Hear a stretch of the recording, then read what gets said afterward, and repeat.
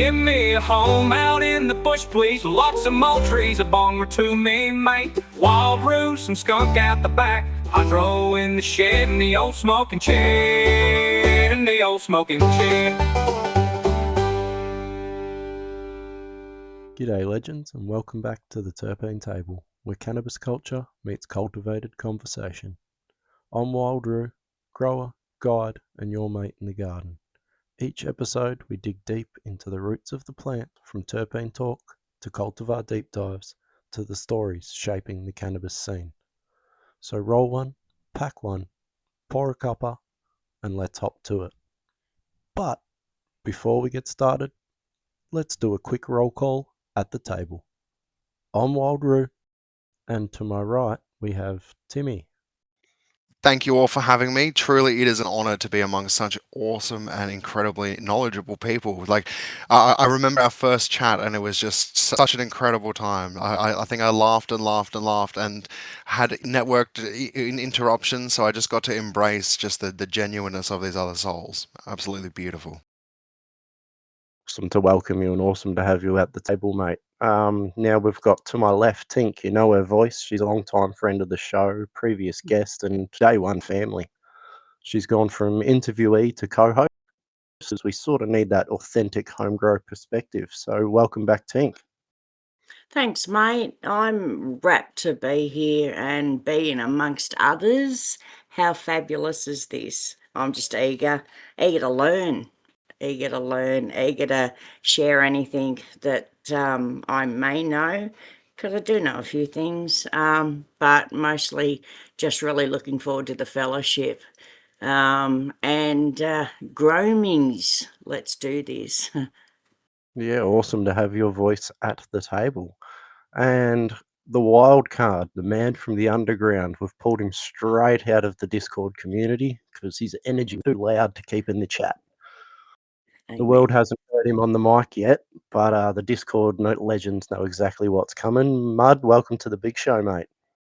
Thank you, mate. It is a pleasure to be here. After putting some voices to the names I saw in the Discord, it was fantastic when we first spoke. It's been good to see the community grow, especially with the Discord. Discord, for the most part, has been pretty good to us, and we really hope to see some people get involved and whatnot. But knocking shoulders with some of you fellas, it's a good one. So yeah, I'd love to get into some pretty interesting things. Yeah, awesome. Mad lineup we've got. So we get veteran science, homegrown art, and Discord chaos all in one place. Today we're gathering at the table and we're going to chat about something that we all have to battle with, whether we like it or not: environment. So let's hop into it, and we'll kick things off with temperature. We'll start off with veg. Ideal temperature range for veg. What are we thinking there? Definitely within like the 24 to 29 degree kind of Celsius range, and like, it's such a big variable to kind of judge between different environments. We have like outdoors, you got shade, you got wind interactions, and then indoors, you have your light just kind of sitting over the whole thing, being like, "Yo, would you like to heat up with me?" So it's a very important dynamic during veg to keep it right.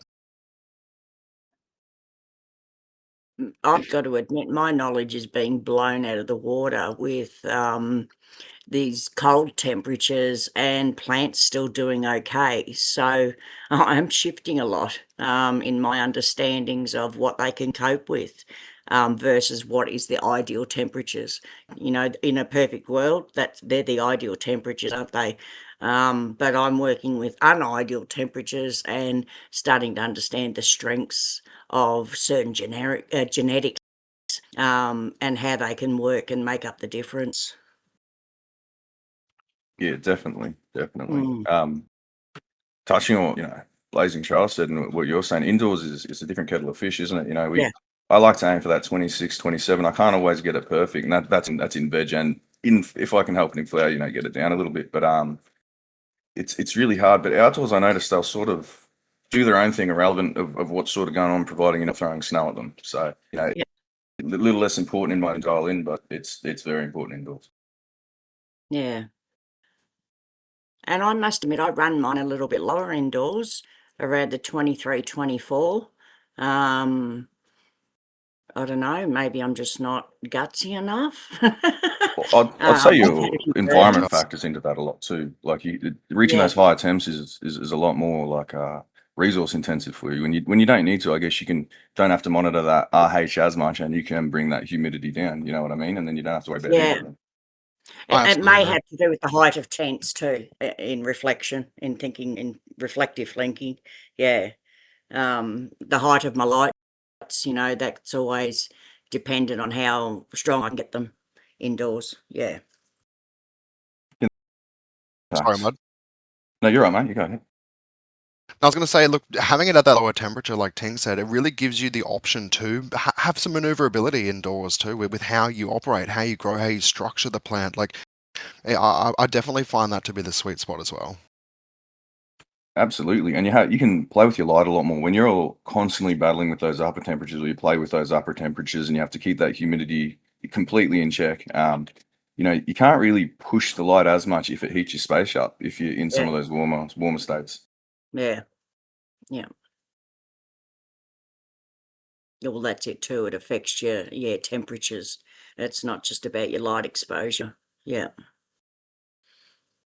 Do you look at your temps much? I do. I do now. I used to be totally ignorant to it all, and now a humidity reader and reader. Yeah, I do. And where I live, I'm forever struggling with under temperature. So that hasn't been my battle. What do you usually do to get a hold of that? You could run some To pretty hot lights though. Man. You could get away with I some can run stuff. everything. Well, I'll I've learned better, but I do all my orders 24/7 for I a I couple of definitely years. tried Yeah, that. no, they need to sleep, so I don't anymore. I've been converted back, but that was a lot to do with keeping the temps up. Yeah, right. Of course. Yeah. Do you Um, struggle much? Sorry about that. Go on. no, you're right. Do you No, we're good. Sorry, my mic completely dropped out there, so I was wondering. I was talking and nobody was hearing me, so No. that's all good. We're we right. got you now, Keep mate. rolling. We're good now. Yeah. Do you have much That's issue up. with temps, Blazing?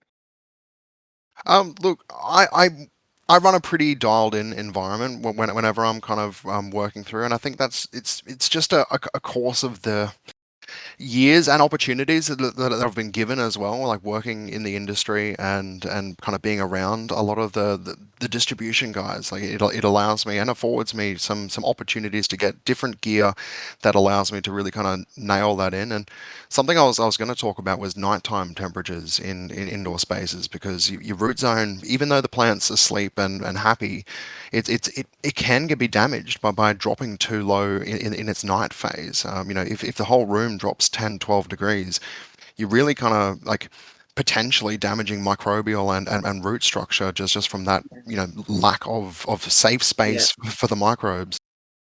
My big thing is, if you're trying to induce that temperature swing, go for somewhere around like the 5 to 8 degree swing. Anything more than that, yeah, and like you say, you're damaging things. But that little drop there is normally enough to induce colours and things like that you're chasing. Do you chase the VPD with that? Do you chase the RH downwards with that, or would you usually leave that higher and to sort of maybe stress those colours out a bit more?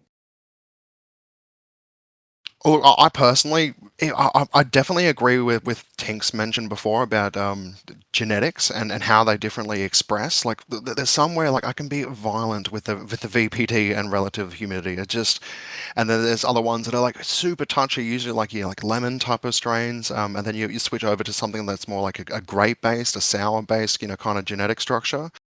And I find that different things can take different levels of abuse. So look, I'll often, chase the VPD down to, 0.8 as like a soft, soothing, touch as we come to the end of flower week 7, 8, and 9, and with other ones it might be up at 1.2, and I'm just kind of thrashing it with EFD, just pumping it with potassium. Like I really think genetics is something that we as growers and potentially even the whole community just don't realize how critically important that it is sometimes. So I think that was such a bang on comment.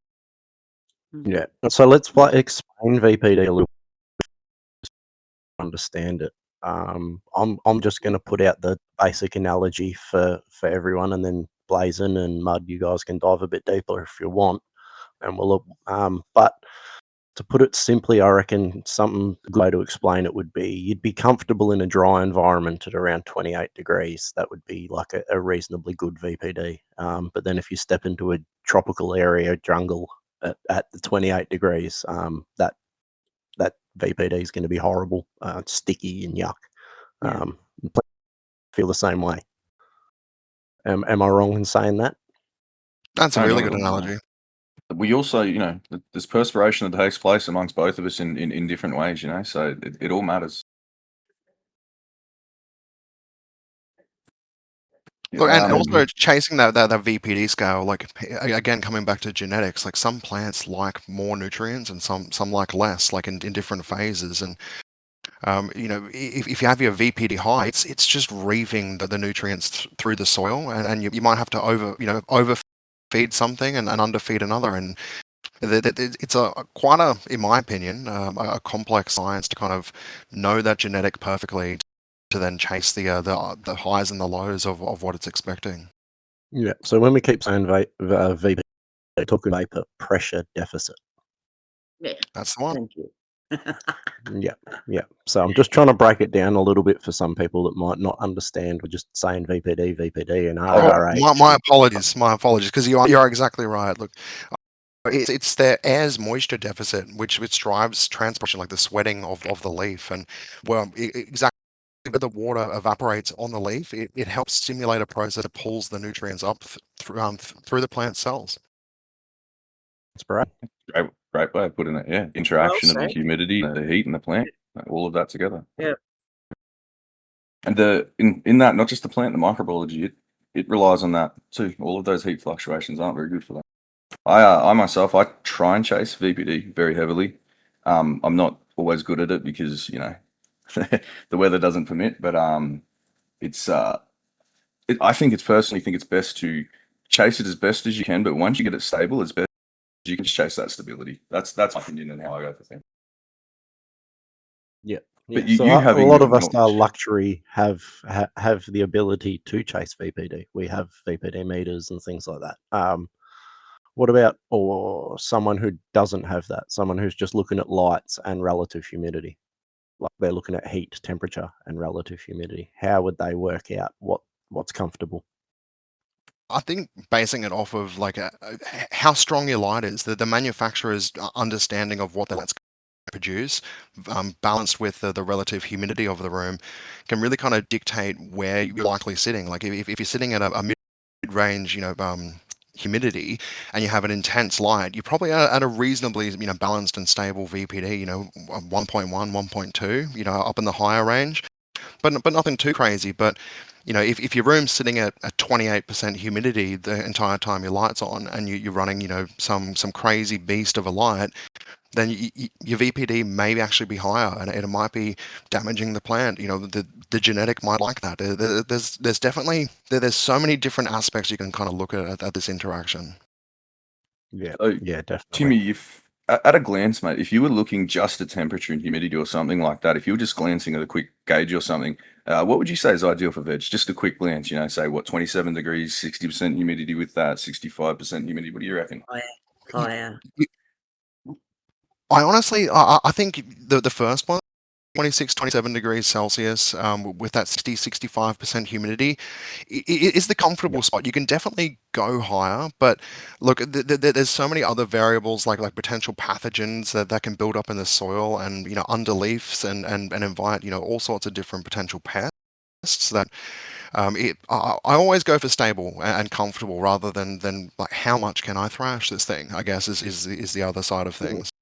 Yeah, I'm somewhere around the same, somewhere around, sort of 24, 27 during veg, and about 60 to 70 RH, relative humidity. If you can keep it stable around there, generally that's the safe range for most plants.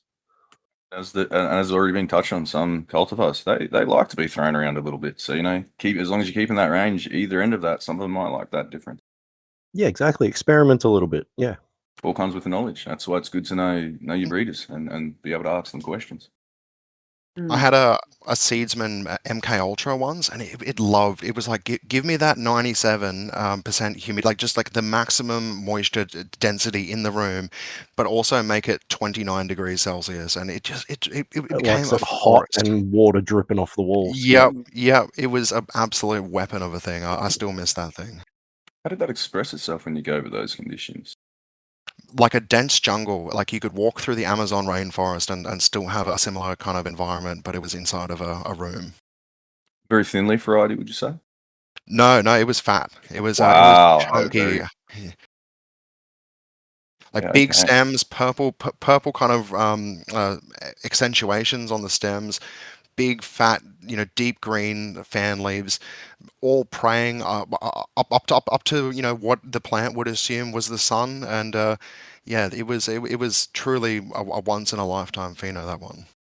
Love to have seen that. How did you handle like the swing when the lights went off with that? Keeping it that high up, that'd be very difficult to keep that from going to the 100% humidity and going right down, right? Big fans So on I traction flat out. Yeah. So what I used to do was have two floor fans down the bottom, two upper canopy fans, and a humidifier that was rated for about 30% over the actual room size, and that would usually keep it pretty fine. Like there was a couple of instances where I came in and I'm like, the roof is raining, but that was usually because of my just slackness with not trimming and defoliating the plant back, but more so than the ability to get the fans to move the air. Huh. Nice. Okay. And when we're talking flower, we're going to drop temps, or are we going to keep the temps as same height? And what about our humidity? I'm a big believer in bringing humidity right down, probably 40% early flower and 40% in late flower. In general. Yeah, I agree. Yeah. The issue I have is in my climate, I can probably only bring it down to about that 50 at the minimum, because then I'd have to start bringing a dehumidifier, which produces a lot of heat with the ones I have. And then even at night, I will get temperatures probably up into 32, 33, just to get that low. And then, my VPD is well into the twos at that point. Yeah. Okay. Yep. So, Environment. I myself personally, like, I like a wet, week 1 and 2, because it's where it's like doing all of the intense energy, switchovers from its vegetative phase into its flowering phase, preparing the phosphorus in the soil to make flower nodes. And I like to foliar feed up until the pistils start forming, and then I completely cut it off. But like just before lights off, I'll come in and absolutely drench them with like a monosaccharic acid and potentially like an activated phosphorus, just to go gung ho, just to replicate, I guess, how that specific. I'm talking about the MK Ultra here because it was my favorite, and I likely will reference back to it. But it like that jungle experience, week 1 and 2, for those types of expressive genetics. I definitely, I was happy to leave it at 65, 70%, and maybe drop the temperature down slightly. But if it's really kind of vigorously going in and enjoying everything, run it up to 29. I couldn't agree more with the folio feeding thing. I think it's one of the most underrated things, especially with that monosaccharic. I can't even pronounce it, mate. Yeah, with the monosaccharic acid. It rolls off the tongue. Yeah. it definitely does. I like to, especially when you head towards it, you head towards your stretch, you get a little bit of nitrogen very quickly into it if you enough in there towards the stretch. I know a lot of people want to be dropping it off, but I spray a product that has a lot of like enzymatic properties. I don't know if it does a lot on the leaves and whatnot, but I do see a big difference, not just in this particular variety of plants, but also in my fruit and vegetables. I think foliar is definitely an underrated tool. Yeah, sure. Just not in flower, just not in full. Just No, full flower. Keep it that well away. Yeah. Look, as sorry, Roo, my apologies. No, I've go just ahead, been mate. talking Go like ahead. a crazy person. But I was going to say, sometimes messing with the pH as well can kind of dial down the nitrogen that is available to the plant. Like if you start running at like a 5.7, 5.6 as you come into that first week of flower, it'll just drop not all of the nitrogen off, but 20-30% of the availability Yeah, but becomes you're like starting to lock it out. That's right. Yeah. riding that It's wave. starting to get quite And scientific. Yeah. in the living soil, if you're running living soil, it's going to look at doing a lot of that itself too, as long as you don't Yeah. influence too much. Yeah.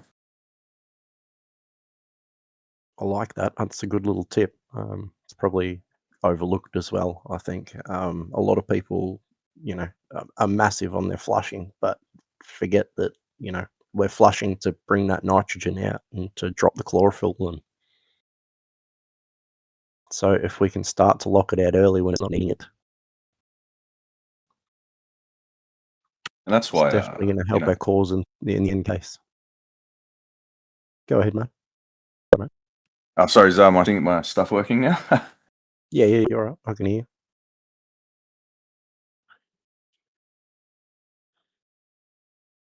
Yeah, sorry, mate. I'm having a bit of technical difficulties here.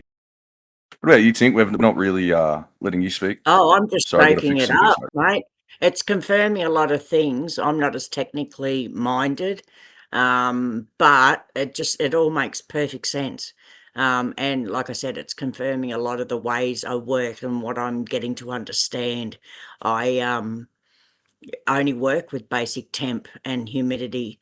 And I've really only just started like paying a lot of attention to that in the last, 4 years or so. And it's not always about wanting the environment or pushing the environment. Sometimes I'm just battling the environment.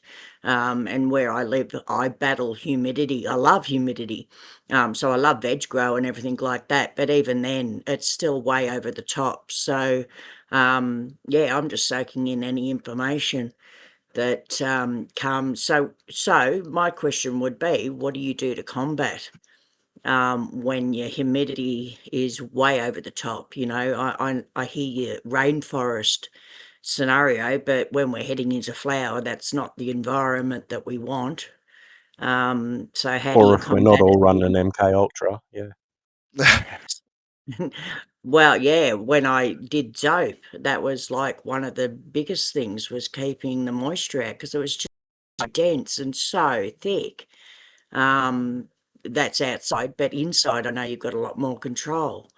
Um, I've even when we're talking budget stuff, I've gone in and bought bags of charcoal, that throughout the tent, when I can't get the humidity down under 80. What do Charcoal. you do? Does that, how much effect do you notice a significant drop from that? I had about 8 bags in the tent, and it brought it down about 4 degrees. Sorry, the humidity down about 4. Large bags, would you say, taking up a lot of space? That's yeah. No, I just had them hanging. I'll hang everything. So, no, they weren't really taking up any space. But they didn't solve it. Yeah, I suppose it just becomes about cost factor, running that an extra heater. I bought one of those little, bar heaters. That helped. And then I just pump in more air. But yeah, it becomes a bit of a challenge to keep that humidity down. Mm. I Yeah, think airflow's one thing to look at with that exact kind of situation is like changing your water cycle. So if you're watering, just before lights off or in the, a couple of hours before, and No, I don't. Yeah, for that reason, I don't. Yeah. we're all over it, Tank. I should have assumed like she would have worked this one out already.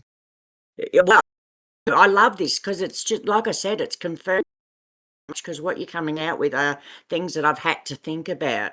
What are other ways? And that's one thing, I won't water before the lights go out because it's not drying off. I'm quite happy I'll pump quite a few fans in there on the bottom, on the top. The more there is, the better because that's drying it out as well. Yeah, yeah, I'm not scared But then to we're water talking when. air movement, talking like blasting it with air because we don't want to get windburn either. So No, definitely. air movement. Yeah, if you Yeah, run too no, I'll much have air, a fan on the pots so the plants don't even get it, just to keep the air movement up in the whole tent. I wonder though, I hope I'm not rattling. I wonder though if this is one of the reasons I don't do regs so much, is because I realised that one of my things that I'll do is open the tent up when the humidity gets so bad. And that's, I'm probably not feeling the bad side effects of that because I'm growing autos and fems. And I'll run it through the whole room. So rather than just trying to control the tent, I'll open it up to the room and control the room, and that gives me a bit more space to deal with the humidity. Does that make sense? it definitely makes sense. Do you have some sort Okay. of air control for like climate control that you sort of blow the air through once you open it up? And definitely having autos makes that a lot easier. Yeah, just pedestal fans, directed out the Yep, door just or keep it directed out the going. window. Beautiful. Yeah, I definitely agree that the airflow is super important. You could, if you got a little bit of money lying around, which is not the best option, and you just a dehumidifier. I haven't in the past, so now it is about being able to potentially buy what needed. Yeah, There you go. So you could kill two birds with one stone. As I said, my humidifier, it puts heat off like tomorrow is going to be the apocalypse, and right. that could be two birds with one stone for you. You could get It your heat could. up and lower that humidity down, and that's something Yeah, you could I definitely think. look into. Yeah, I In definitely would combination, look maybe at that. running some cultivars that like that extra light or that bit more heat, and Yep, then you could turn your light right up and get all of that working together. Pick your time of yep, day a little bit. You want it a bit yep. warmer in the day if it's in the winter.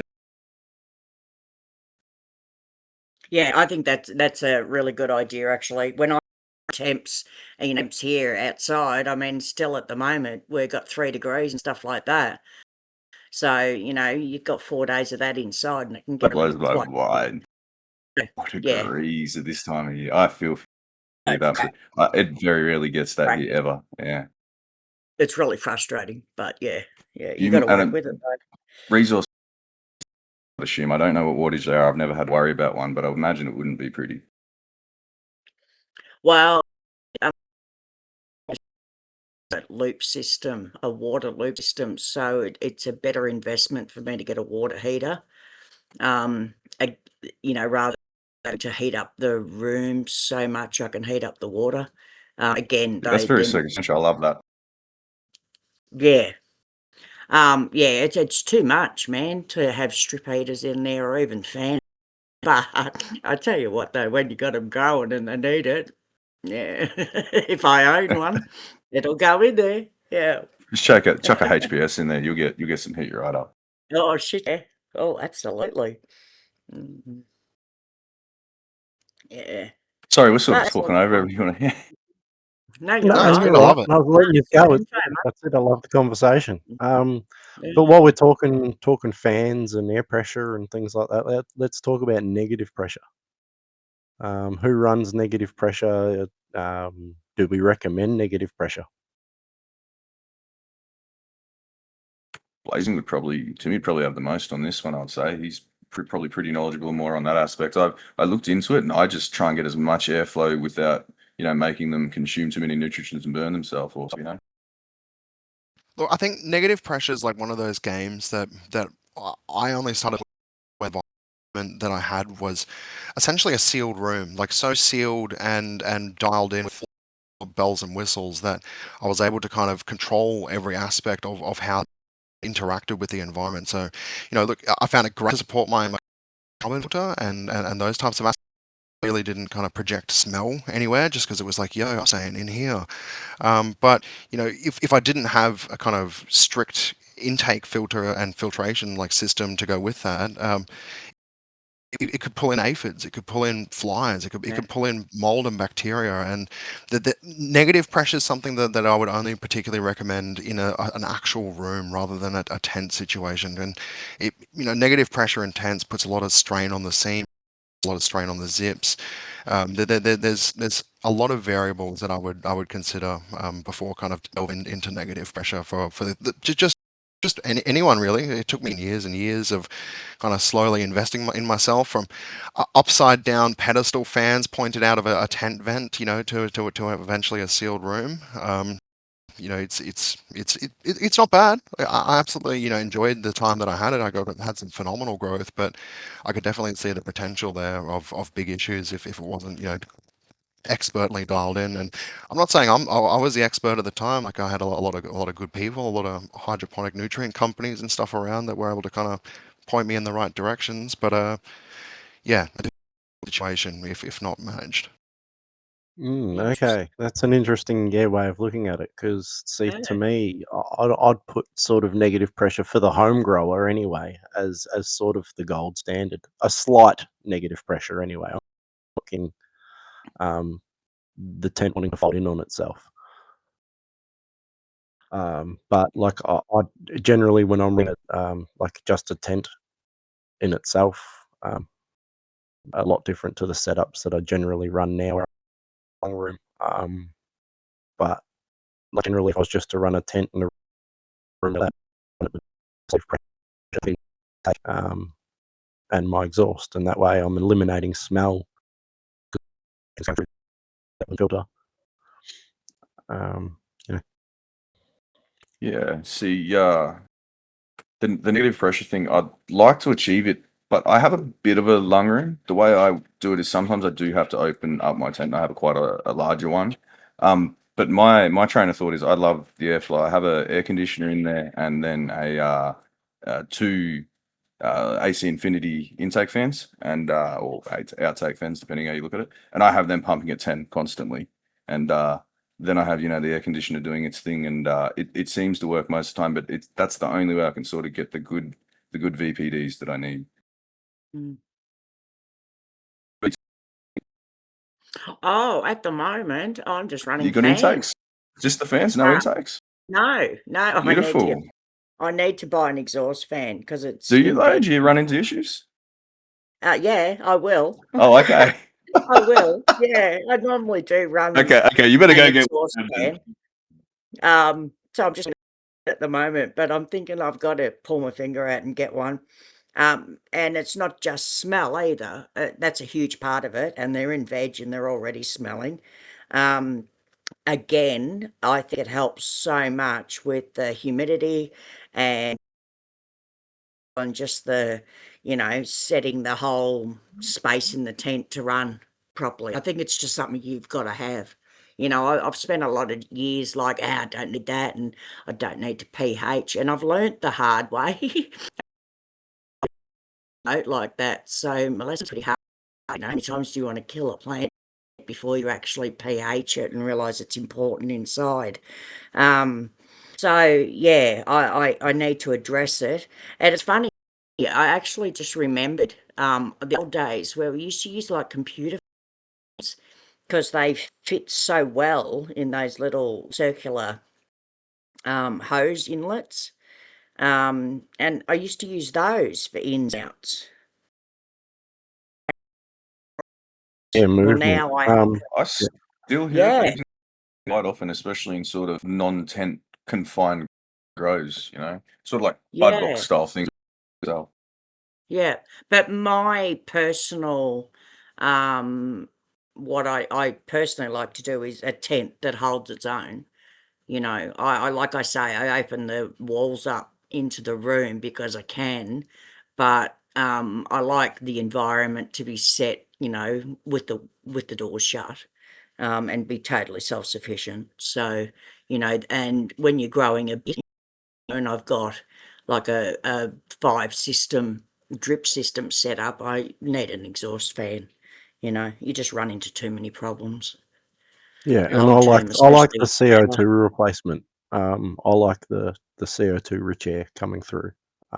Yeah, that's a very good point to touch on. Definitely, yeah, especially yeah, if you've got it coming from your family and things like that, and your animals, and even your soil, your biology. It'll do a little bit of that itself. Well, if yeah, you're not running a sealed room and you're not introducing it, or if you are yeah, running a sealed room and you're not introducing it and you're only recycling the air that's in it, you're never going to yeah, get that rich air coming through. Your plants need that breathe. yeah, So yeah. I mean, doors up and push the fan in and out is me feeling the place, isn't it, really? Definitely. I mean, we have similar Yeah. requirements, don't we? Yeah. Yeah. Yeah. Because I want it to Cool. be, I want this knowledge to be going to everyone, home growers, Yeah. and because I guess most people are running high-end systems where they can do that. No, and most people don't have oodles of money to be able to set up, like in a big way as much as they'd want to. So sometimes they're making do or whatever. And this is about empowering everyone and think, oh no, I can't do it because I don't have this and don't have that. Well, have it to learn, why you should have it anyway at the end of the day. But you'll be able to make do. You also may not be able to utilize CO2 completely with the temperatures. If you can't obtain sort of those higher temperatures and push that light fully, you may not be able to utilize that CO2 that much Well, anyway. that's a really good point. Well, the added CO2 you're talking about, yeah. Yeah, correct. Sorry, how you mentioned this concealed environment. If people And are spending adding it money in, on yeah. those big Yeah. setups that Tink mentioned, you don't need those conditions needed to. We need Yeah. conditions, Yeah, exactly. and Yeah. Yeah, you've got to have every other environmental factor basically dialed in as well. bother at all, and I don't think I will until everything else is perfect. And I say I chase that BPD. That's a lie. I don't measure leaf temperature. I don't do any of that. I would need a sensor in every corner of my room, and I'd need to be on the ball. So I guess at the end of the day, Yeah. I'm just chasing stability. And Yeah. coming in Yeah. with the infrared gun, reading leaf temperatures, and Yeah. Yeah, exactly. Yeah. Good hell. But how deep do you go? Yeah. Yeah. Yeah. And you feel the love, and they feel the Exactly. love. You know what I mean? Exactly. Yeah, and if they're then Yes. Unless yields Yeah, your well, thing, there is always people. We need to consider some people out there. They need to help they're people. doing it. So Yep. they do need Yeah. the CO2 to get that yeah, produce out of yield is the those smaller main spaces. factor. Yeah, Yeah. correct. Yeah. Exactly right. So some people don't have a choice but to utilize it, I suppose. So hats off to them, but I And don't think I could chase it that well. no, and some people are the gatherers of that particulation. Thank God they do it because I'm not interested in doing it. I feel my way through a lot of stuff. I realise I do. It's just my way of doing stuff. Feel I the find way. just feel it together. As silly as that Yeah. sounds, if it's reacting poorly, you're going to react poorly to what you're doing as well. So it's pretty Yeah. straightforward with Well, that. I They're telling you question what I'm exactly what's doing. wrong, and you're saying, "Whoops." Yeah. Wow. I Yeah, don't that's it. question what you're doing, Tink. Yeah. Oh, question away. I'm a I big do all the believer time. in hands-on I getting it learn. done. Yeah. Yeah. But I'm also a big believer in the science behind it all. So, if we find a good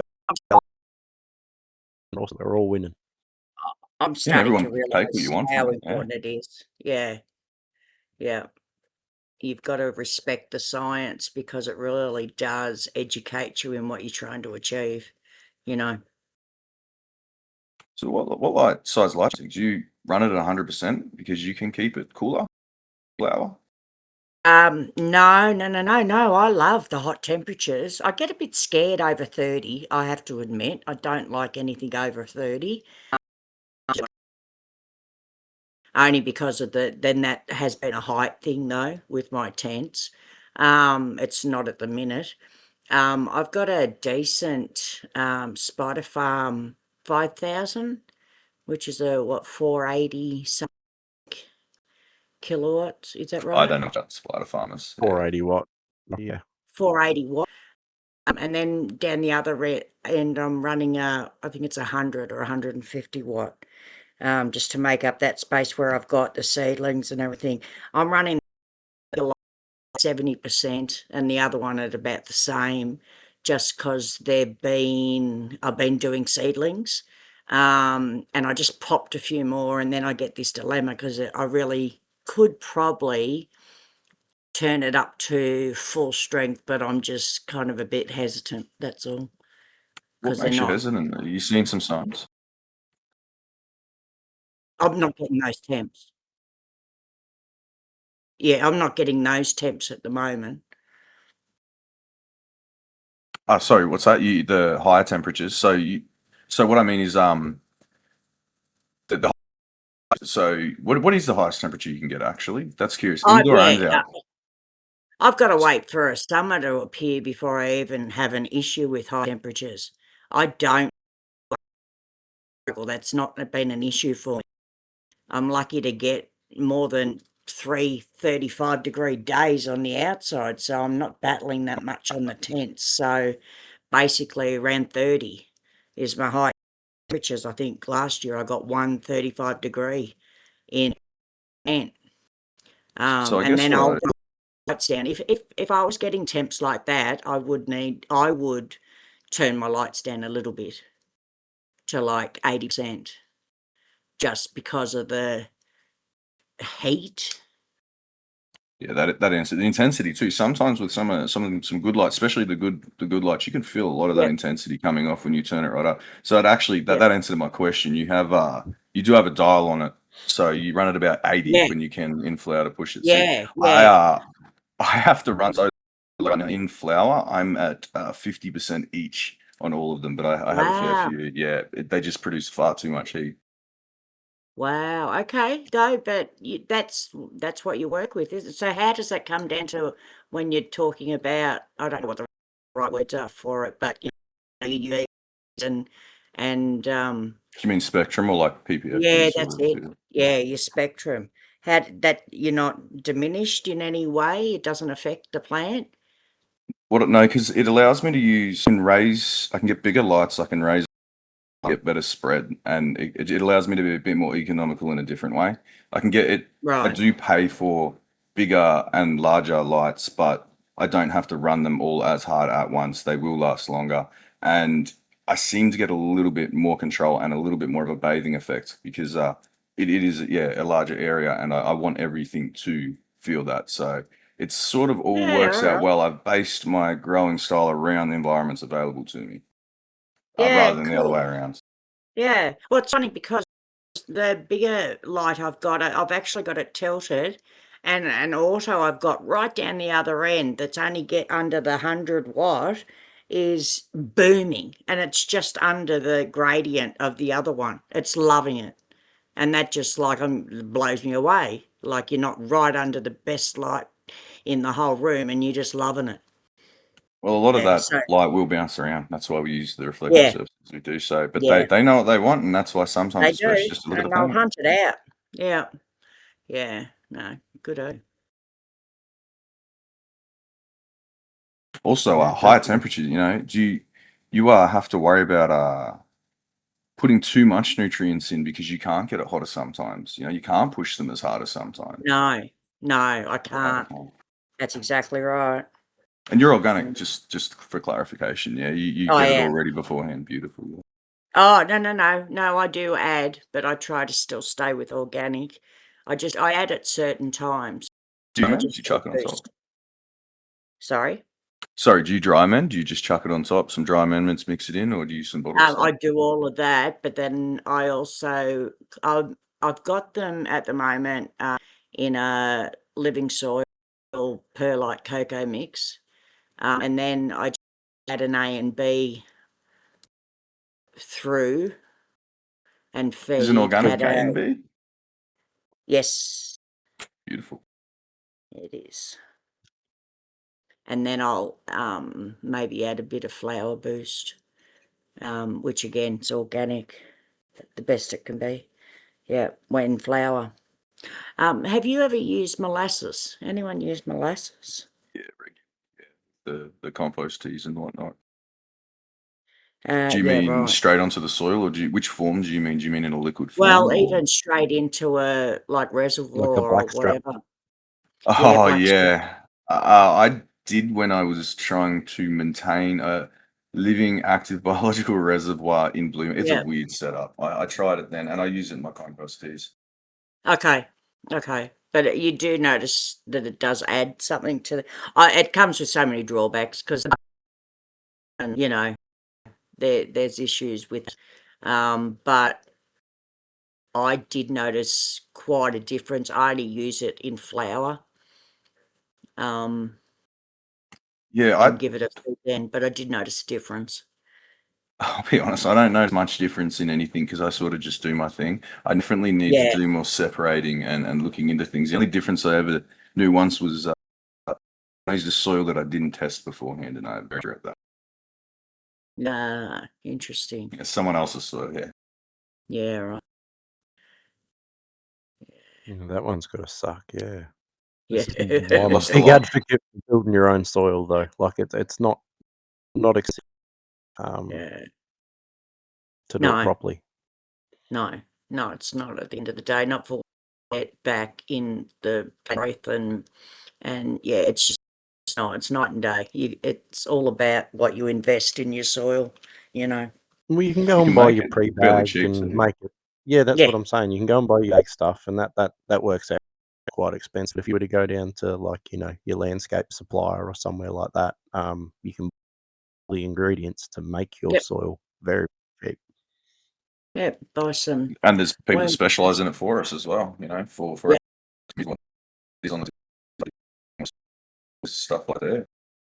But it is very easy. Like I've made a garden bed from kitchen scraps, garden scraps, and a mixture of things like that with a little bit, my own ferments and things like that. And I've successfully grown in that. You don't need to overthink that part of things at all either. No, Soil is soil. If you give it the life, it will make the rest itself. exactly. You chime in on this.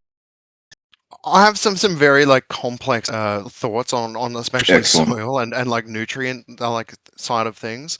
I really enjoy like the minds that are in this and contributing to I guess the starting out grower, because you're exactly right. You can go in and make your own soil mix with it, and there's specialized people in the community that really kind of deliver a thought of product as well. Like this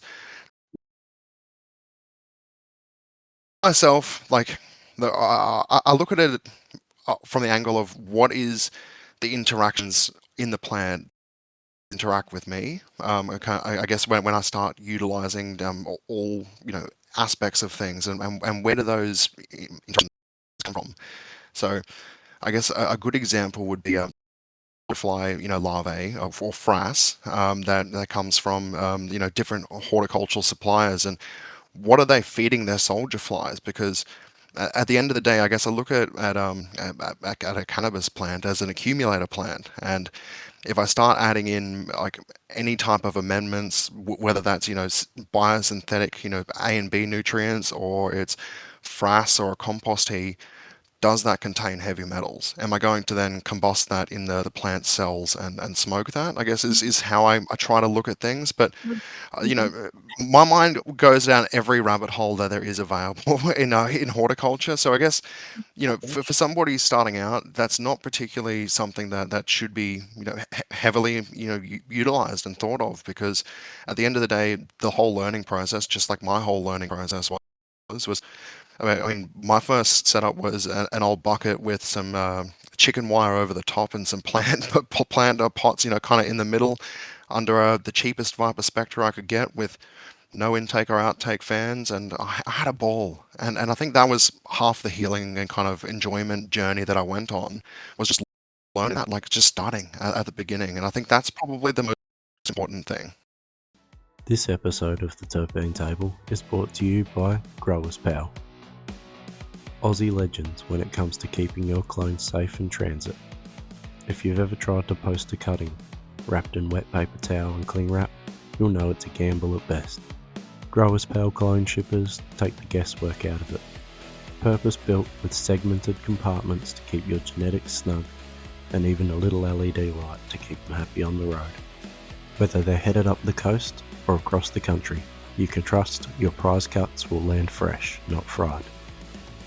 They're mates of the Roo and they're mates of the Discord, so they're growers looking out for you, not just trying to sell you something. Head over to growerspower.com.au. That's www.growerspal.com.au and sort yourself out with a proper kit for moving your genetics across the country, because good clones deserve a fair dinkum safe ride.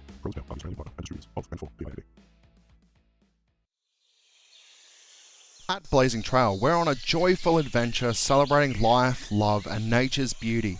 We cultivate vibrant outdoor connections, foster community collaborations, and source wholesome treasures like our Sprout seed starter for precise, energy-efficient germination and FlexiGerm silicon seed pods for sustainable, airflow-enhanced sprouting. All with the care for our world. Join us in blazing a sustainable trail filled with laughter and magic. Visit blazingtrail.com.au. While we're on the subject of good gear, I'm going to give a cheeky shout out to my own spot, the Wild Vault. It's packed with glass, gadgets, and grow gear. All the little treasures that make your sesh just that bit sweeter. So, if you're looking for something fresh to add to your kit, swing by thewildvault.xyz and have a sticky beak. It's basically a toy box for grown-up stoners. And hey, if it's genetics you're chasing, head over to our mates at wildrootcultivars.com and check out what they've got cooking. Anyways, I'm starting to sound like a used car salesman, so back to the show. Yep. Definitely, I think just getting Definitely agree. getting involved, getting your hands dirty, yeah, and just And you trying don't things. have to be the best. You don't have to be the best. No. My first harvest wasn't long ago. It was 7 grams, and I was stoked. We were all stoked. Yep, I yep, got I've one. always Because it's one yours. gram Because on it's my yours. first. I loved it. Most beautiful Yep. bud ever. One bud. It was delightful because there's a Yeah, whole well, on the exactly Discord we see it. process. Yeah, in growing a plant. Oh, it's wonderful. Yeah, on And the the Discord we see knowledge it out quite a there. bit. These, people coming into growing for their first time, and my biggest advice to them is just focus on going from seed to harvest. Yep. Don't worry about talking about yields and how much am I going to get and all of No. this stuff. Don't worry about that. Just go seed to harvest. Be Yep. happy when you can hang that plant upside down and let it dry. Yep. And do Exactly. your style. Do your style. Yeah, but You yeah, watch that's also. it. Don't even listen to us. If we ever tell you, do it this way, do it your way. Take Yeah. bits from everybody. What's applicable to you? You might not have access to everything. You may not have a car. You may be in the middle of the country with no car or anything like that. You could look into things yourself. Heavy metals can be a problem, but perhaps not having any medication could be more of a problem.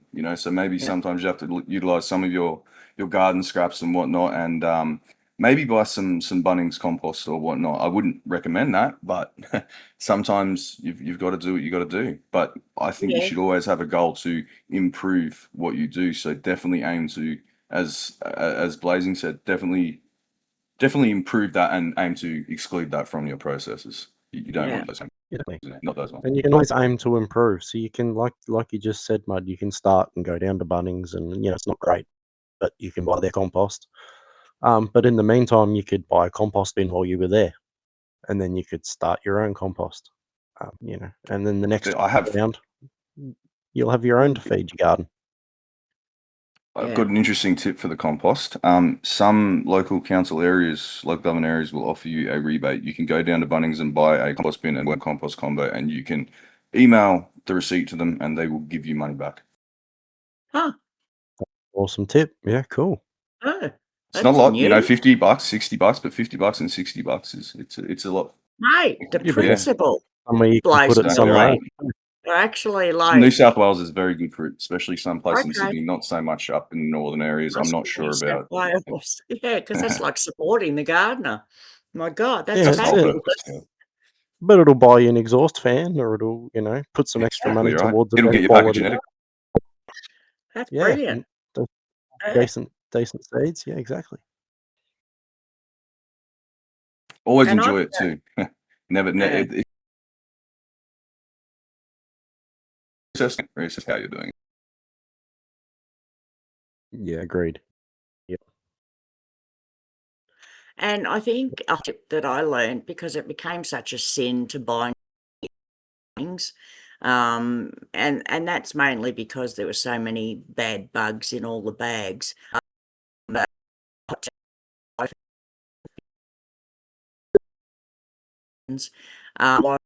everything, and get those bags opened, and don't buy complete mixes. Mix yourself. So buy a mushroom compost and buy poo, and buy 3 different types of poo.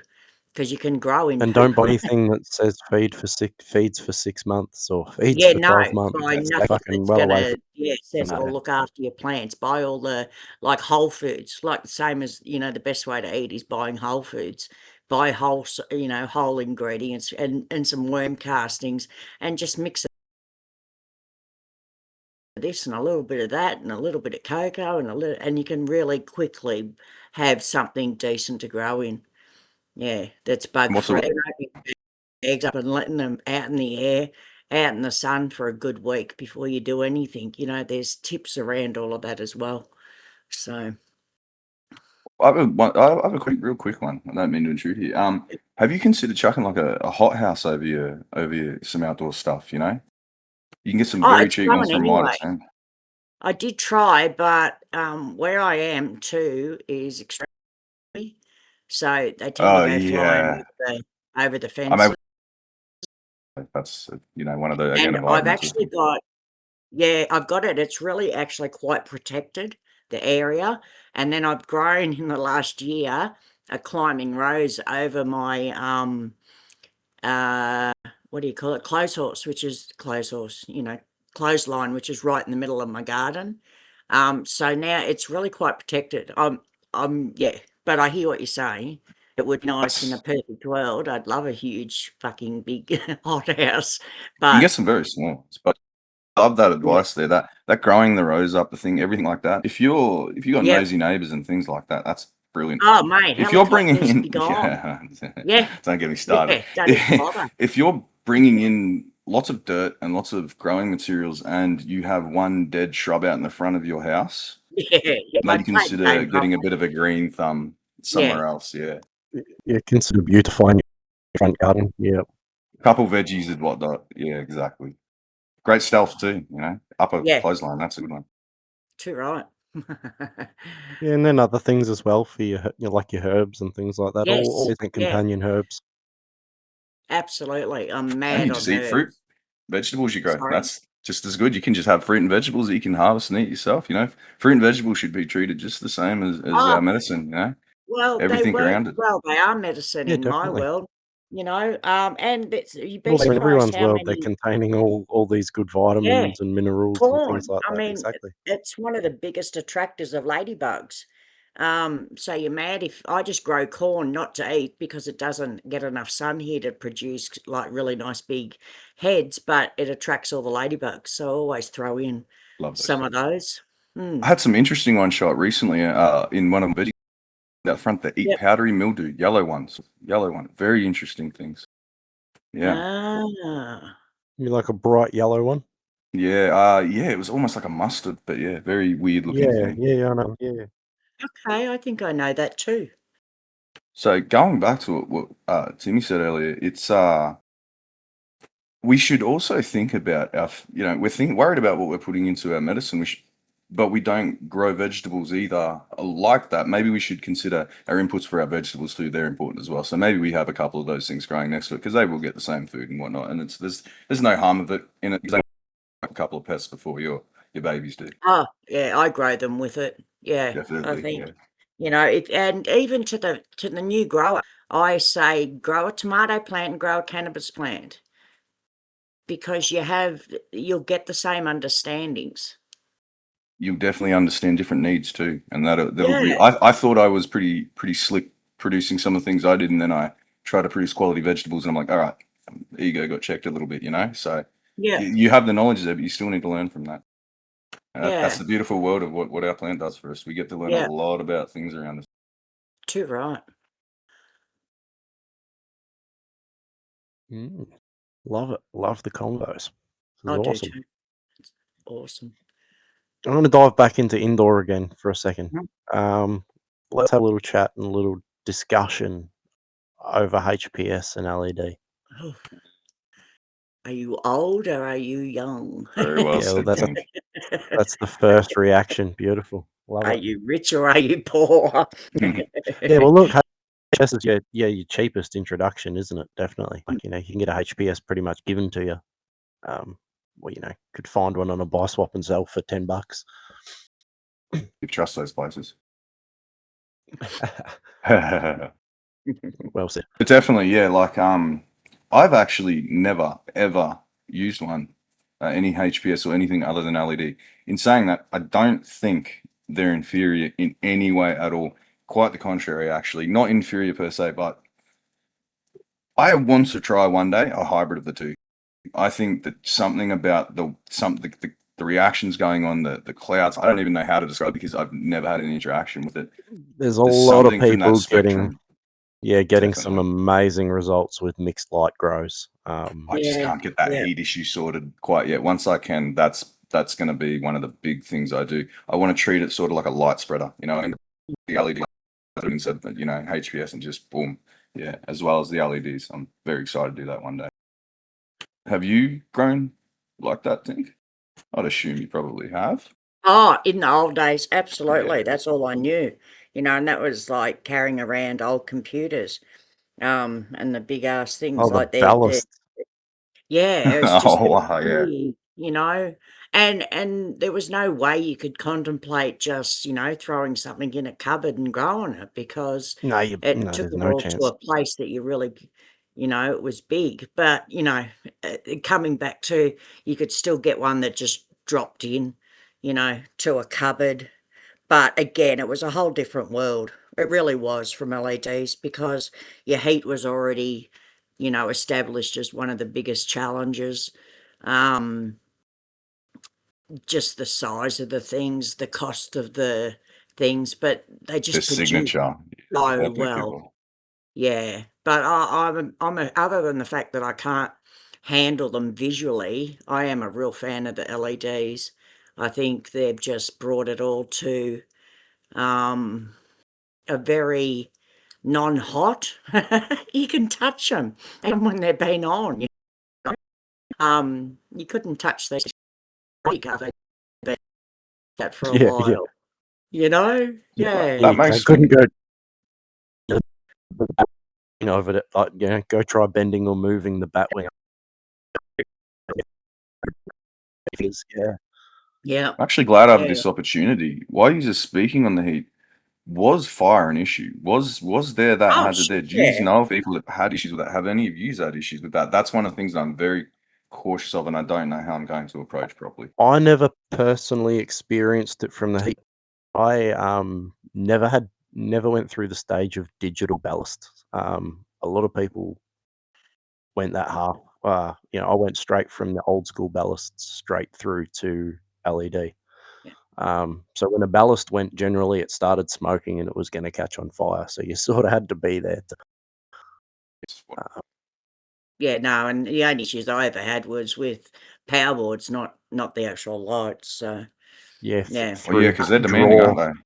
Oh, Yeah, just Very through them trying abusing to them draw by through the having too socket. many and too many and too many. Yeah, I've seen yeah, pictures of them fused together because of setups like that. yeah, They and more were like that. yeah, fans burning out and stopping, you're not knowing, and then burning out. That's always a problem for me. A worry, should I say.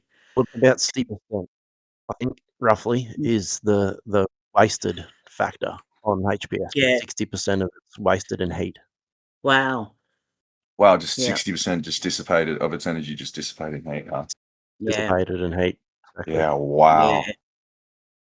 I mean, you look at what they are, and that kind of checks out. As I said, I'm not 100% sure what exactly they are. Perhaps one of you could touch on that, but they don't look friendly. But No, the Yeah, high results are pressure sodium. right. So just yeah, okay, Yeah, so they got like and a a lot little of mitre in them. high pressure too. Like it's Yep. Yeah, you can hear them wow. sing as they turn on, like yeah. hum. Oh, And you anything had veg sings in my setup and lights, it's and then out. you had your grow globes, so you'd swap out your globes, whether it was in veg or whether it was in flower. Am I right? Yeah, it's not That was your obvious. digital ballasts. A lot of them, they had Yeah. from your metal halide to your HPS on your Yeah. ballast. So Mm. was there any white Yeah, so your metal spectrum? Like I know halide. that seems like a stupid Yeah, question. So like metal how the halide. LEDs That was produce your that? Ah, okay. bluey white light. So a lot of growers Mm. use that through veg, and then you'd switch to HPS for flower. Then a lot of growers would also introduce metal halide back in as well as the HPS during the last Mm. couple of weeks to get that bit of blue extra spectrum. Yeah, a lot of heat. Yeah. Mm. Yeah. Old school I'm glad I streetlights wasn't. were metal halide. I've heard stories. I've heard some interesting stories about metal streetlights, the old days, Oh, especially from the yeah. States. That was, easy access to a globe. Yeah, for sure. But it was No, that's very always, can important. you afford to grow, you know? And now it's not so much that, Well, it was which the is good. power cost then. It wasn't, Oh, fuck my yeah. biggest thing was watching you watch your power cost. You're like, they're going to fucking know Oh, I'm yeah. growing just because of my power draw. Yeah. No, that's not Yeah. yeah. I was quite lucky with the way I did it. I ramped down some other things with like animals and whatnot, so I was able to balance it when I got into it. Very lucky with that timing. But the draw from how big was the difference in the draw, would you say, between the two? Oh, it's Oh, massive. Massive. oh, yeah, massive. Yeah, the other was a power bill. LEDs aren't a power bill. They add like, yeah. It's Uh, like we having an extra You're looking TV at like, running. say, 650 LED is probably equivalent Yeah, roughly to 1,000-watt HPS. With a lot of heat with that 1,000 watt and a lot of energy lost. Okay, yeah. yeah. Yep, That's as why well. that's why you steal the electricity, right? Well, exactly. Yeah, to get Right, an equivalent, absolutely. pretty much.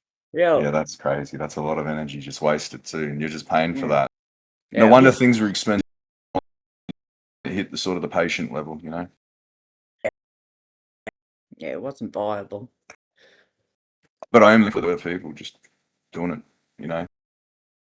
For myself to step in with this Oh, LED thing, and absolutely. I tried when I was a bit younger, and I looked at it and I saw all these things, and I'm like, it's just not where it's at for me to be ready to get into it. So yeah, very grateful for the progress in these I LEDs. just kept doing these little humble, like, what I classed at the time really pathetic is that now I'm really proud of, that I just keep bumbling along because I always kept producing something, and I was working within my means. So, often it was a fluorescent light that got the seedlings up and got the first couple High of weeks, fluorescence. and Yep. yeah, use whatever you could.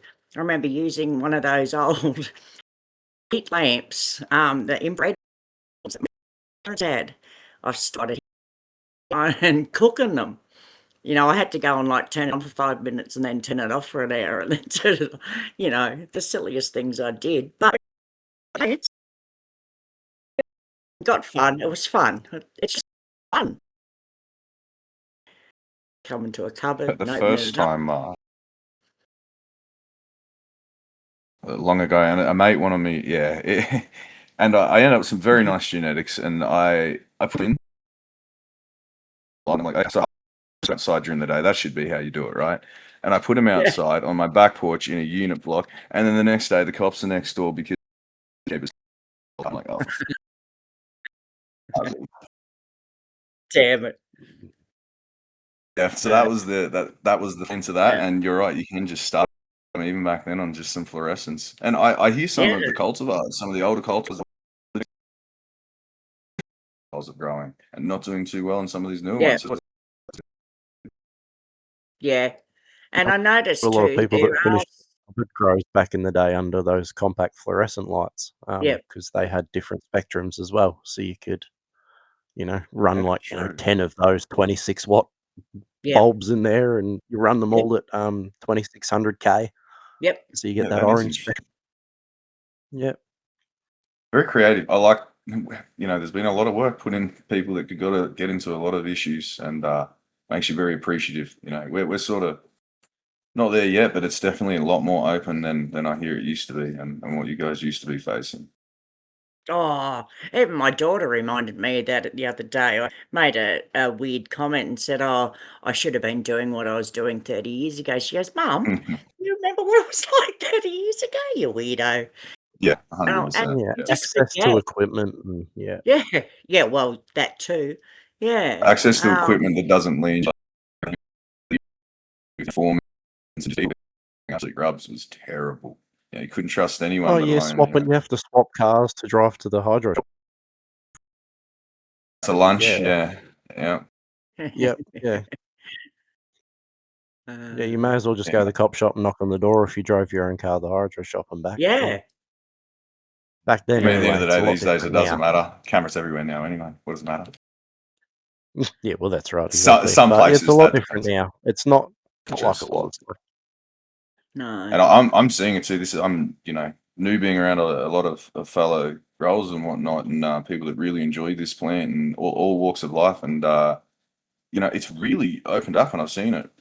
In your Discord, Roo, like there's people in the share talk about it, different walks of life, different stances. Just it's good to see, especially in Australia. We talk about it over other places, but we should get Our talking about it a Discord, bit mate, more. not mine. Absolutely, our community's Discord, And it's about empowering the people, eh? It is, yeah, absolutely. bringing everyone in from all walks of life. We all need to be speaking. We don't all need to shout. We can just speak to each other, and eventually that gets loud. Exactly. Have wonderful conversations about it, same breath, talking with my daughters. They now, even this introducing the word legacy. I like that because now it's given what we do that class, and I use it to Bit of pride. just getting these words. Legacy is a out. good word. Legacy is a I love positive it. word. It Black is. mark It is not. really is. And it's got And that it's a legacy. sacredness to it. Yeah. It's a legacy. This is something done for generations and generations.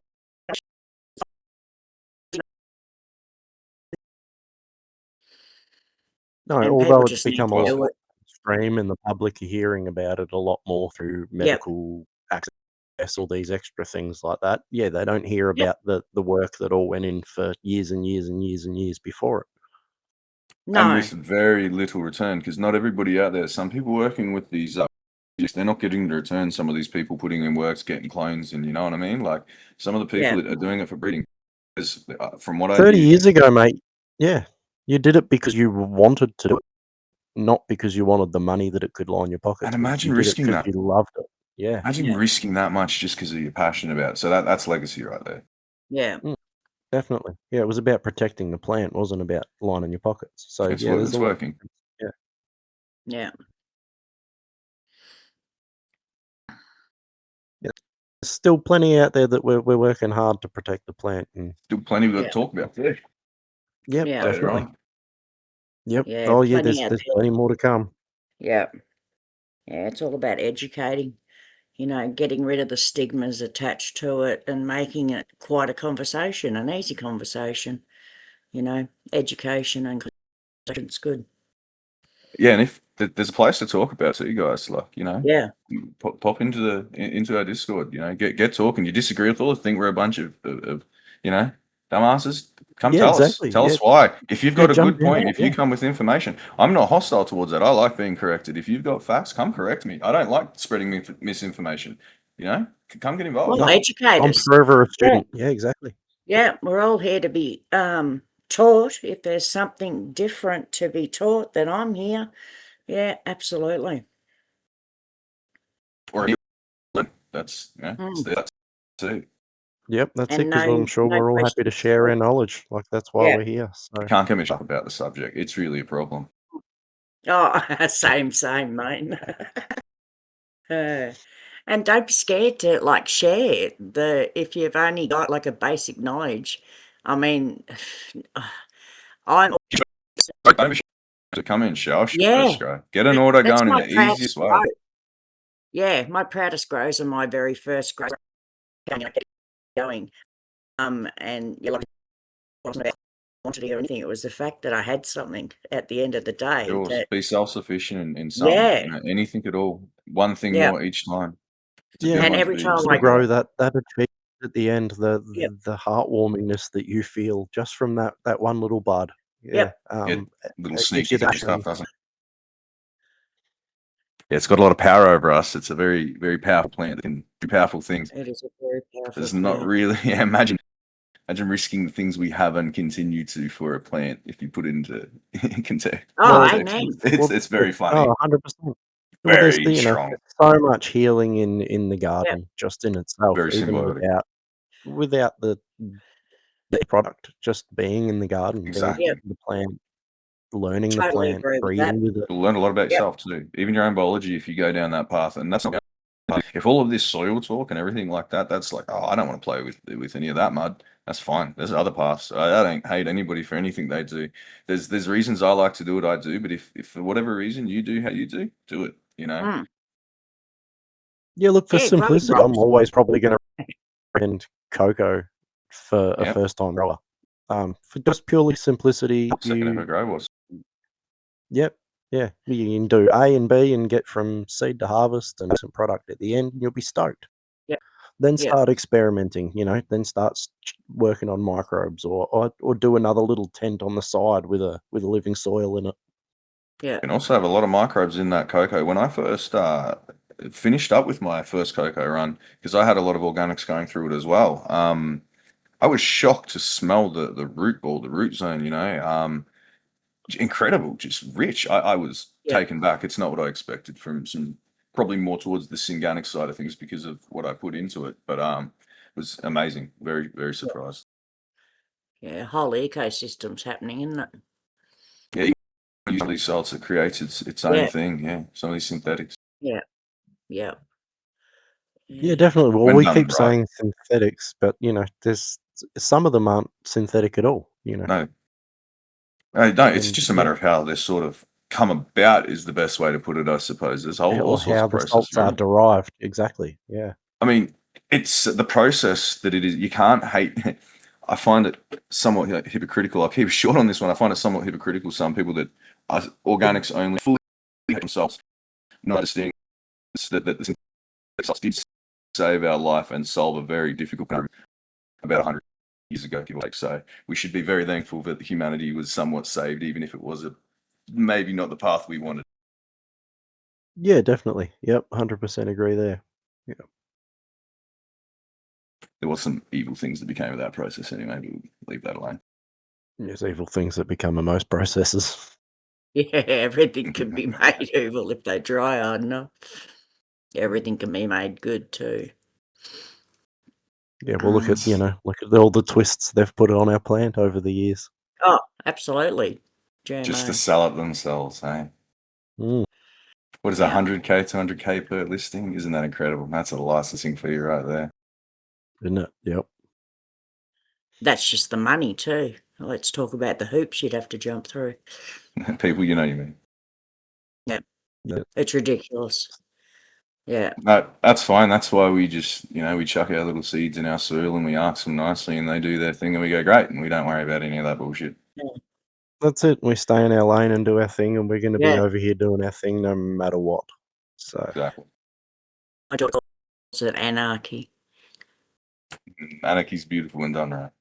Amen. Does it it? is correct. A lot of people get misconception and they think, that whole punk rock. No, true anarchy's. I mean, look at a lot of the Chinese quieter, land chiller. races that come from Yep. southern China. There's anarchy communities in there allegedly. Allegedly, exactly. Yeah. And like the Zoma region, for example, that's all anarchy. It's beautiful. Anyone Yep. gets a chance. Go down that rabbit hole, please. Yep. That's a beautiful region. It really Or is. if you define it as a region. Empowerment. You're just able to live your life the way you want to live it. Yeah. This has been it's been lovely talking to like-minded folks. I Yeah. feel put Timmy to Lost. sleep. How you going, mate? I'm going splendid. I'm just enjoying the conversation. He's a bit later than us, Truly. I think, so he suffers a little bit when we go on a bit, I think. No, I'm in the Sunshine State. I'm in Queensland. Oh, beautiful. So only just after 10 here. Happy days. Oh, lovely. Oh, lovely. Better than Tink and then. Yeah. That's right. You're ahead too, aren't you? And I'm Yep. assuming Roo will get us back on track if we get too far off down a rabbit Well, I hole. don't think we've been lost. I don't think we've been off track. I I don't think think we've I think it's been predate on fabulous. environment, except for that last Yeah. little tangent there. And if you but have I'm questions, always if we didn't happy to cover go anything off. on environment, Yeah. Yeah, jump in Discord. Let us know. There's Yep. sections there about the Terpene Table. Jump in, give us shit. good places to find those, mate. Where should we look for those? Links for those? The links for the Discord you'll find on Instagram at the.terpene.table, and you'll also find us on Spotify, YouTube, and links to the Discord should be in wherever you're choosing to listen. There's some other goodies too later on. Come have a chat in the Discord, mate, and you can get some good Aussie genetics. Yep. There's some good stuff around there. There's a lot of people around willing to share what they do. It's pretty There is amazing indeed, community. yep. Yep. Yeah, a lot of breeders. that Australian have just stuff been too, putting in mate. the shop Yeah. a long time. Yeah, there's some very beautiful work done for a very long time, and it's sort of down the same path as a lot of what you see in Europe and the States, but our Aussie breeders, mate, they took it their own way, and they did their touch is just beautiful. It leaves such Yeah. a signature. They got heart. The autos I'm seeing do a lot, do pretty well. The Aussie autos are pretty good. Yeah, there's been a bit of I see a work lot put of into some stunted of these growth Aussie autos. overseas. Autos. Yeah, you can definitely see it. It's perfect for some of our environments too. So yeah, that's probably why, because some places you could damn near grow year round. Well, this is why I loved Forbidden Flower genetics, because they were made tough stuff. And a lot of the Aussie breeders, they're tougher genetics. I might be out of line saying that. Well, they're for our but I climate. just- They're for I how we feel do it things. for our climate. Then they need to be. They need to be able to handle hot, and they need to be able to handle cold. You're also not dealing with trying to get it through bloody nosy postage if you keep things in Australia, supporting local, that sort of Yeah. thing. You'll be surprised what Amen. you find. Yeah. Yeah, it helps. Yeah, we don't have to worry about losing it at the border, because that always sucks when you're checking your delivery You're right. status. You find some things too. If you're Not not moving. super, slick about what you do, sometimes you can be a bit silly and get things lost at the border, and it can lead to some other issues. So, they don't check shit domestically, as far as I'm aware, unless you get No, caught they up. don't. Yeah, no, domestically it pretty much just, that's it. It's gone. If it's gone, it's I think gone. that's been the way for a very long time, right down to the old Yeah. the Silk Road days and whatnot. And I think I think you got to be pretty silly about it too. Like, if you're posting it in like a paper envelope and it rips open on the post, you end up with a handful of seeds at your door, then but No, it scares the crap out of me when they turn up like that, and they've turned up. I'm like, okay, who's following? No, yeah, definitely. we got a good Yeah. postie then, yeah. Yeah. Oh, let's all thank our posties for doing a good job. They Oh, do. I I've had know. some great posties. Yeah, Yeah. I'm not shouting out to Australia Post, but I'll shout out. No, not Oz posties. Post, but I've had some good individual posties, mate. Yeah. Oh, the individual Yeah. posts, legends. Yep. Yeah. Whoever's looked after me in the last 4 years, I salute. Yeah. I've been kept, at bay, and every parcel's got through. So. No, but at the end of the day, you're not really worrying seeds anyway. It's good. It's good. You've got a plant there. It's life. Yep. It's beautiful. Just ready to go. It is. Yeah. And we should be doing more of it. The world needs. Everybody should be doing or more of it. Just should. run down the road, throw them on the side of the road, autos, let them go. Yeah. Confuse everybody, confuse the government, just have everybody enjoy it. Yeah, I Yeah. agree. I agree. I Just so probably agree. no males. We might upset some people, so maybe let's I was keep gonna that to say, films, come on, guys. let's Let's gotta keep have that to stable films. genetics if we're doing that, please. Yeah. I'd be so upset. Yeah. I mean, I hear there are some countries really suffering with that right now. Really suffering with feral populations. So that's definitely something to consider. Okay. Yeah. Yeah, well, I was having a discussion with a bloke a while ago, and he was telling me about an old bloke that used to live on the hill, on top of a hill, that knew about a lot of growers. Yeah, I And know. he'd Yeah. purposely grow a Deliberately male do the plant. males. Yeah, I know this one. Yeah. He was a smart. Yeah. So what a very devilish let's thing not to do, encourage that too much. Do it in your own garden. There you go. Throw them everywhere in your own yard.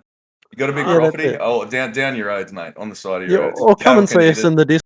I'll sort you out with some decently stable genetics to do it with. Yeah. Maybe even start your own project for your own property that works out there. You never know what you could end up getting into. Plenty of options available. Oh, yeah. Oh, regs are fun. Just know what you're doing. I try to exclusively do nothing but regs. I get Yeah, why. look, I love regs. Yep. Yeah, I No, but yeah. everything has their space. Everything has their It place, you does. know. Like, don't get me wrong, I love the produce from a reg. I think there's something to be said for that. I just don't like the process when they don't. Say female, I get so depressed. It's like birthing a baby, man. You know, you pour so much time and energy and effort into it. Yeah.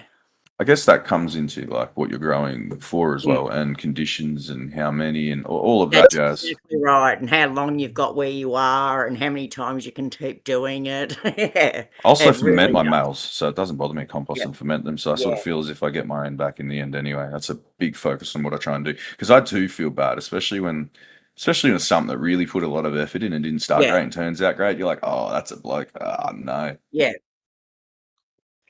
You know, because the Awesome. flip Yeah. side is they really do have a lot of medicinal value that people aren't aware of. You know, from my understanding, males are higher in THC, hence why you juice them and, you know, actually use the and everything like that. So I've got to do a lot more investigating. I haven't hit that one as much as I'd like to. That's a rabbit hole I'll be going down. Curious to know Yeah. the pollen properties. That's something I'd be very curious to know, because Yeah. I've smelt terps, like, sounds dumb to say, oh my god, but you know, I'm fairly new, so smelt some crazy terps from pollen, opening a container of pollen.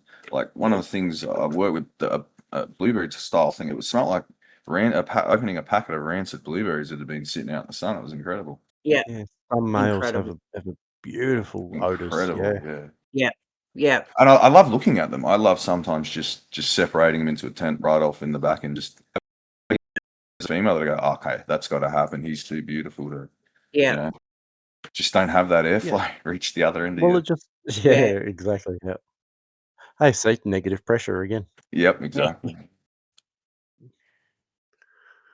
But yeah, no, this is awesome. Really enjoyed it, guys.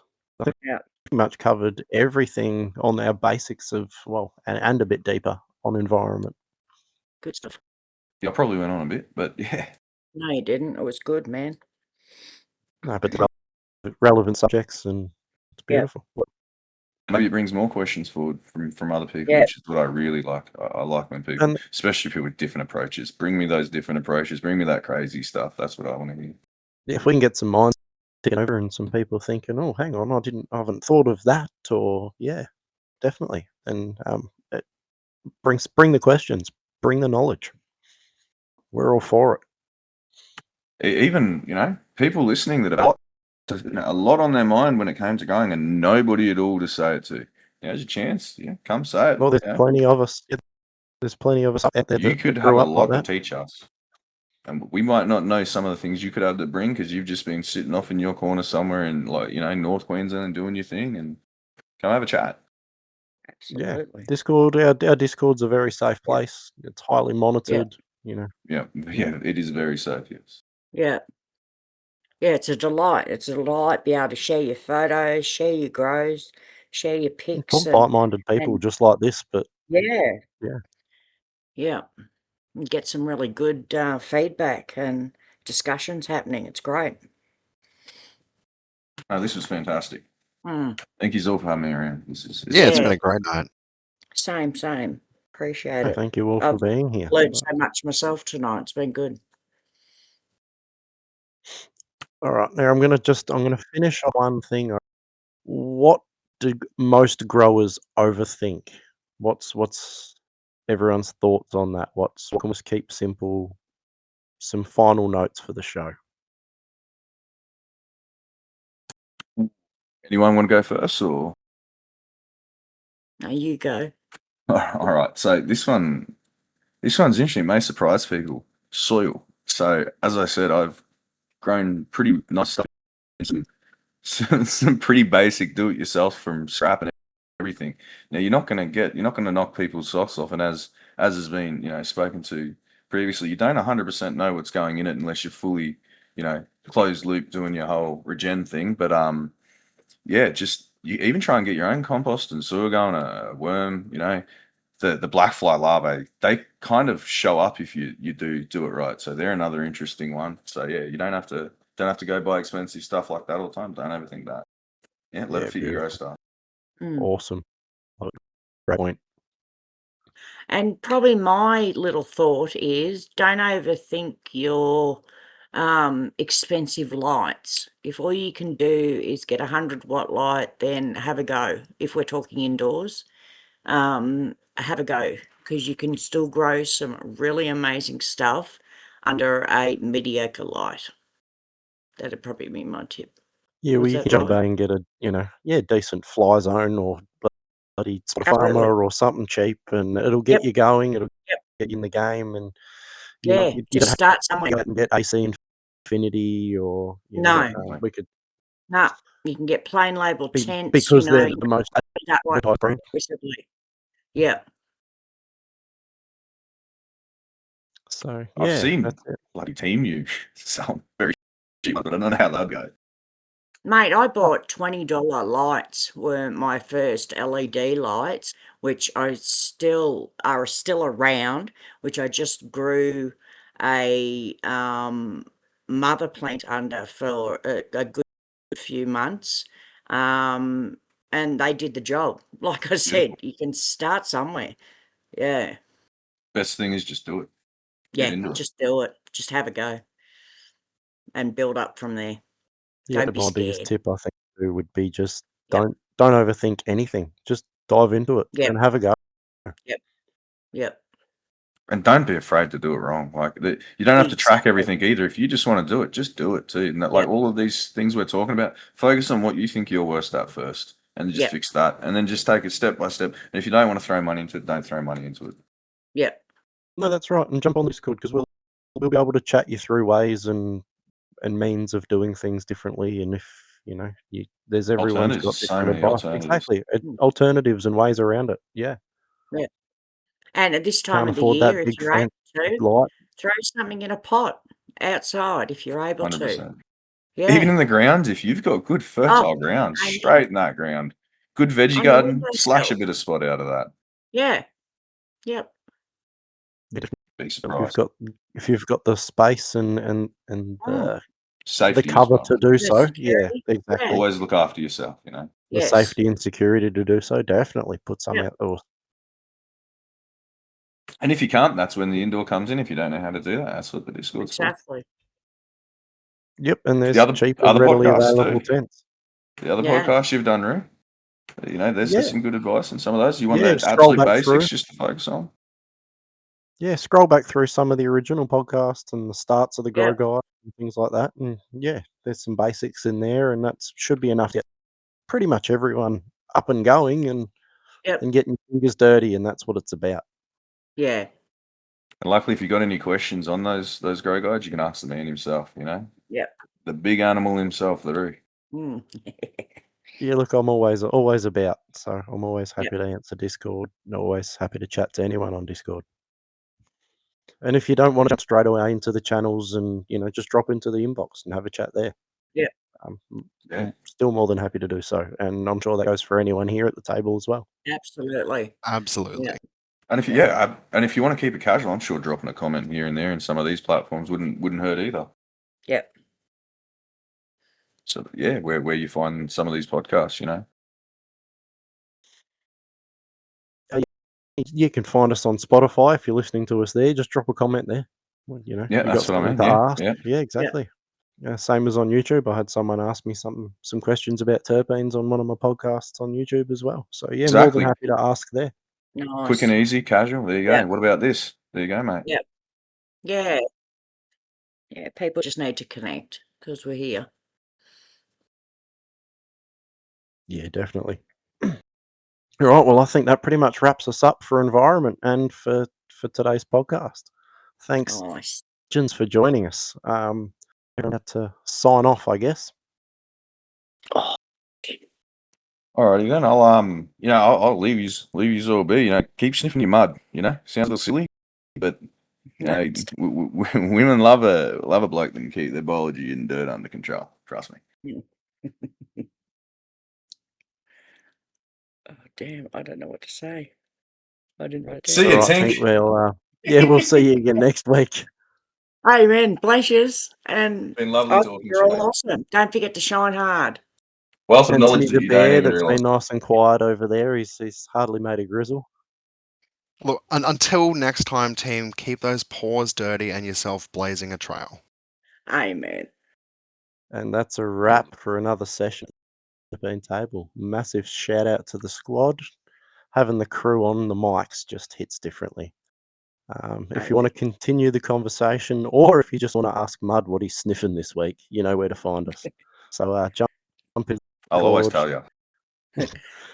and yeah, check out Black Trail or the Thanks Wild again for Vault for all joining your us at the goodies. Terpene Table. Make sure you Until next subscribe to time, wherever keep you're it listening, lit, whether that keep it be grounded, Spotify, and keep YouTube, gardening. iHeartRadio, and wherever else you find us. Give me a home out in the bush, please, with lots of more trees, a bummer to me, mate.